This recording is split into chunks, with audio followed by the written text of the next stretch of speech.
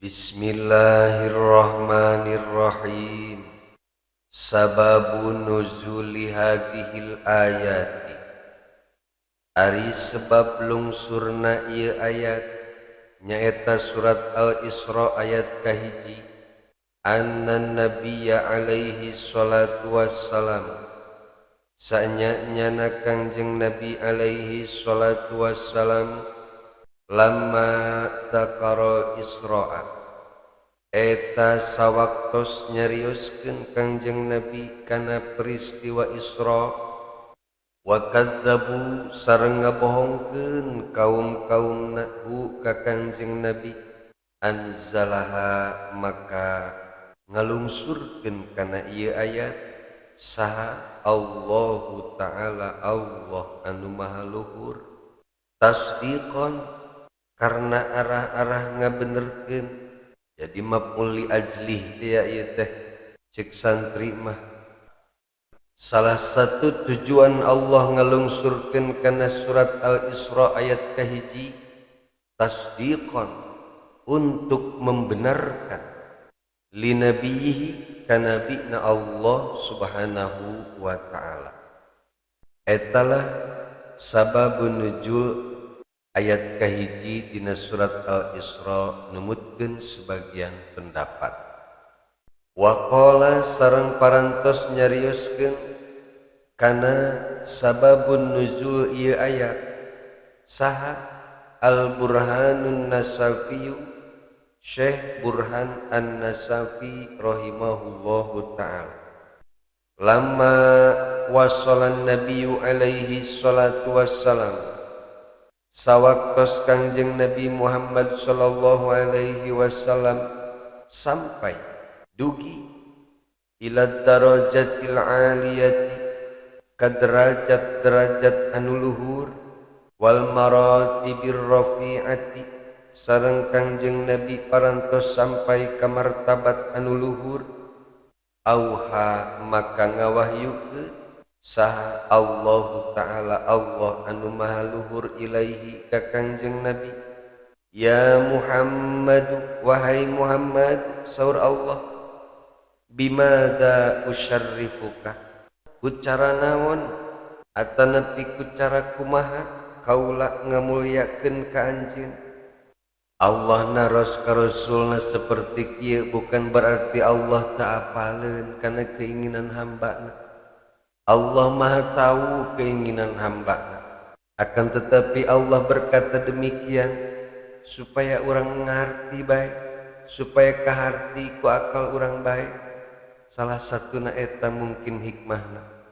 Mustahil Allah tidak mengetahui isi hati manusia, sebab Allah maha mengetahui apapun dan Allah sangat mengetahui segala isi hati. Sakumaha firman Allah dina surat Al-Imran ayat 118, innallaha alimun bidatis sudur, wallahu a'lamu bimuradih. Sanyana ari Allah alimun eta maha mengetahui bidatis suduri kana sagala perkara anu aya dina jero hate. Nah, sawaktos Rasulullah ditaruh seperti itu ku Allah, qala alaihi salatu wassalam, kemudian Rasulullah sallallahu alaihi wasallam ngawaler, tusyarrifuni bi an tunsibani ila nafsika bil ubudiyah. Ya Allah, mugi ngamulyakeun abdi ku cara nisbatkeun abdi atawa nyandarkeun abdi ka Allah dengan sifat penghambaan. Fa anzalallahu ta'ala, maka Allah subhanahu wa ta'ala ngalungsurkeun kana ieu ayat, subhanalladzi asra bi'abdihi layla. Seluruh ulama sepakat bahwa anu dimaksud bi'abdihi atau hamba Allah dina ieu ayat nyaeta Kangjeng Nabi Muhammad sallallahu alaihi wasallam. Timbul weh pertarosan dina manah urang, naon hikmahna dina ieu ayat. Allah Subhanahu wa taala nyebat Kangjeng Nabi Muhammad sallallahu alaihi wasallam dengan sifat ubudahna, nyaeta hamba Allah. Padahal gelar Kangjeng Nabi Muhammad sallallahu alaihi wasallam teh banyak. Di antarana gelar Nabiullah, Rasulullah, Habibullah dan lain-lainna. Tapi kunaon dina ieu ayat Rasulullah disebut bi abdihi, hamba Allah Subhanahu wa taala. Minimal aya 2 hikmah anu tiasa dicandak ku urang supaya urang tambah bersyukur ka Allah Subhanahu wa taala sareng tambah ta'diman wa takriman wa mahabbatan ka Kanjeng Nabi Muhammad sallallahu alaihi wasallam. Hiji hikmahna nyaeta sebagai kasih sayang Allah ka umat Kanjeng Nabi Muhammad sallallahu alaihi wasallam. Nu kadua sebagai pujian Allah ka Kanjeng Nabi Muhammad sallallahu alaihi wasallam. Mana buktina kasih sayang Allah ka umat Kanjeng Nabi Muhammad dina ieu ayat? Disebatkeun Kanjeng Nabi Muhammad sallallahu alaihi wasallam sebagai hamba Allah dina ieu ayat menunjukkan bahwa Allah sangat mencintai umat Kanjeng Nabi Muhammad sallallahu alaihi wasallam. Ulah sampai umat Kanjeng Nabi Muhammad menganggap Tuhan ka Kanjeng Nabi gara-gara Nabi Muhammad dimi'rajkeun atanapi ditaikeun ka langit ku Allah Subhanahu wa taala. Sakumaha umat Nabi Isa anu menganggap Tuhan ka Nabi Isa gara-gara Nabi Isa dimi'rajkeun atawa ditaikeun ka langit ku Allah Subhanahu wa taala. Iyalah kanya Allah ka umat Kanjeng Nabi Muhammad sallallahu alaihi wasallam. Ulah sampai umat Kanjeng Nabi memiliki keyakinan anu sesat, memiliki keyakinan anu salah, nyaeta menuhankan Nabi Muhammad sallallahu alaihi wasallam. Nu kadua, mana buktina Allah Subhanahu wa taala memuji Kanjeng Nabi Muhammad sallallahu alaihi wasallam dina ieu ayat? Sifat ubudah atau sifat penghambaan anu disandarkeun ka Allah merupakan puncak tertinggi kedudukan manusia di sisi Allah Subhanahu wa taala. Tidak ada satupun sifat, gelar atau prestasi bagi manusia anu bisa melebihi gelar ubudah. Maka penyebutan Nabi Muhammad sallallahu alaihi wasallam dengan sebutan bi abdihi dina ieu ayat merupakan pujian ti Allah ka Kanjeng Nabi Muhammad sallallahu alaihi wasallam. Seolah-olah Allah berfirman, "Ialah kekasihku nyaeta Muhammad. Dialah manusia terbaik dan termulia karena telah berhasil mencapai kedudukan tertinggi yaitu sebagai hamba Allah." Dan perlu diingat bahwa Allah Subhanahu wa taala menyebut Nabi Muhammad dengan sebutan abdihi bukan hanya di surat Al-Isra ayat 1 hungkul, tetapi di surat Al-Kahfi ayat 1, Alhamdulillahilladzi anzala ala abdihi al-kitaba wa lam yaj'al lahu iwaja. Kata abdihi dina surat Al-Kahfi ayat kahiji ieu nyaeta Kanjeng Nabi Muhammad sallallahu alaihi wasallam. Kemudian dina surat Al-Furqan ayat kahiji, Tabarakalladzi nazzala al-furqana ala abdihi liyakuna lil alamin nadhira.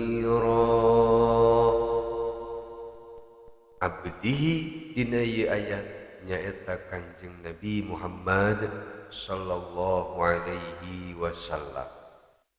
Nya kitu deui dina surat An-Najm ayat ka-10 fa auha ila abdihi ma auha abdihi dina ieu ayat nyaeta Kanjeng Nabi Muhammad sallallahu alaihi wasallam. Maka teu diragukeun deui sifat atau gelar paling luhur seorang manusia di hadapan Allah adalah sifat penghambaan ke Allah subhanahu wa ta'ala. Lumatak urang daek neangan ilmu supaya bisa ibadah dibarengan ku ilmuna. Nya kitu deui urang daek ibadah ka Allah sesuai dengan ilmuna, sesuai anu diajarkeun ku Rasulullah. Urang teh pan hayang disebut hamba Allah, mentak ngalaksanakeun eta teh. Ku hayang-hayangna disebut hamba Allah, nepi ka lamun sedekah, mun sedekah. Embung disebut ngaran urang pan, ari leutik mah. Ieu carioskeun nya, kedu rezeki salit 10.000 carioskeun lah di hamba Allah. Teu kudu dituliskeun ngaran urang. Era soalna 10.000. Ninggal mah sedekah gede. Ye kaleresan aya artos 5 juta ye. Bade nyumbang ke masjid di saya. Oh, saya Kang Herman. Lain hamba Allah tadi ari gede mah. Ninggal ngelitik karena hamba Allahnya. Karena letik salah. Karena kitu pan. Kalau bakna kitu henteu jadi atuh. Tacena eta lamun urang ngaku-ngaku sebagai hamba Allah boleh apa teu? Ya boleh-boleh saja. Dah hamba Allah teh tingkatanana macam-macam. Menurut ulama ahli tasawuf mah kedudukan hamba teh kabagi 3. Aya makom ibadah, aya makom ubudiyah, aya makom ubudah. Tinggal ukur diri urang ayeuna. Urang ngaku sebagai hamba Allah teh geus nepi ka mana? Hiji makom ibadah. Makom ibadah ieu merupakan tingkatan dasar, tingkat panghandapna seorang hamba, yakni cirina jelema anu daek ibadah bari dibarengan ku rasa sabar disebutna as-sabir. Nu kadua tingkatan hamba teh nyaeta tingkatan ubudiyah. Ieu mah tingkatan kelas menengah. Cirina mana? Nyaeta jelema anu daek ibadah dibarengi ridho ka Allah. Rek dibeungharkeun, rek dimiskinkeun, rek disehatkeun, rek digeringkeun, ridho be ka Allah bari tetep ngalaksanakeun ibadah ka Allah. Disebut we nu kieu ku ahli tasawuf mah ar-radhi, jalma nu ridho ngajalankeun ibadah ka Allah. Nah, hamba Allah anu masih keneh aya di tingkatan dina makom ibadah atau makom as-sabir sareng makom ubudiyah atau makom ar-radhi, ieu mah masih keneh memperdulikeun balasan tina amal ibadahna. Daek wiridan tengah penting kusabab nempuh padilahna. Ieu mah hebat ye.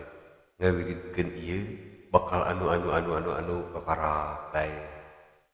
Dipejaan deui, ieu mah kudu diwiridkeun ieu 3 poe. Naon padilahna mah? Naon kautamaanna? Kautamaanna kieu. Kakarak daek teu ngamalkeun.